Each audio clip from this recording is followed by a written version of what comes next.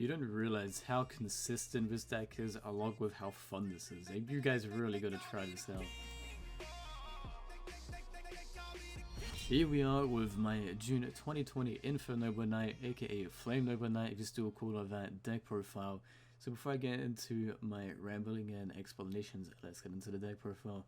Starting off with the monsters, we have 1 Phoenix Gearfried, 3 Middraw, 2 Ogier, 2 Magius, 3 Oliver, 3 Roland, 3 Renewed, or Renowned, and 3 Astolfo.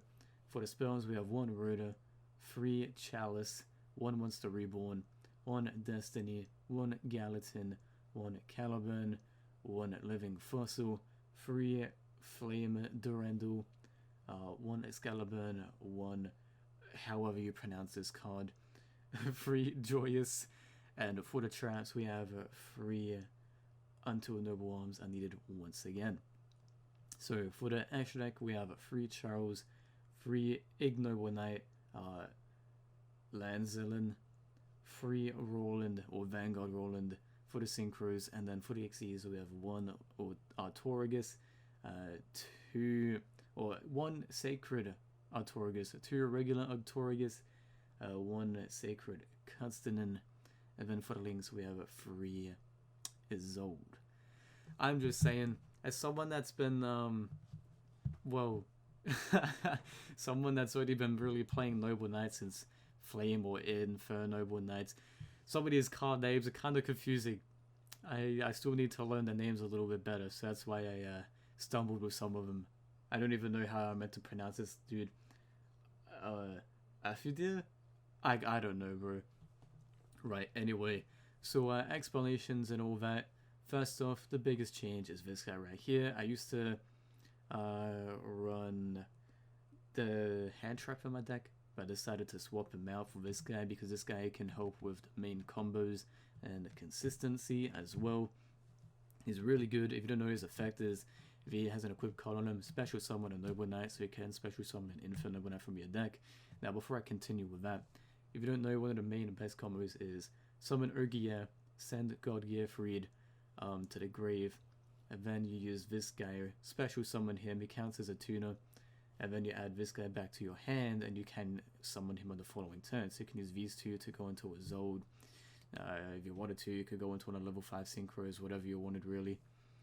But if you use this guy, you get an extra monster. So you can normal summon him, special summon him, send the Gearfried to the grave, do the same combo, but then you can end on Isolde and another monster. Or you can go into an Xyz if you need it, or you can go straight into Charles if you wanted to. Entirely up to you, but it really does work really decently, and it's pretty fun as well. So with the other cards that might be a little bit controversial, have 3 of this guy because you can also send it with Ogier. Then you get 3 special summons.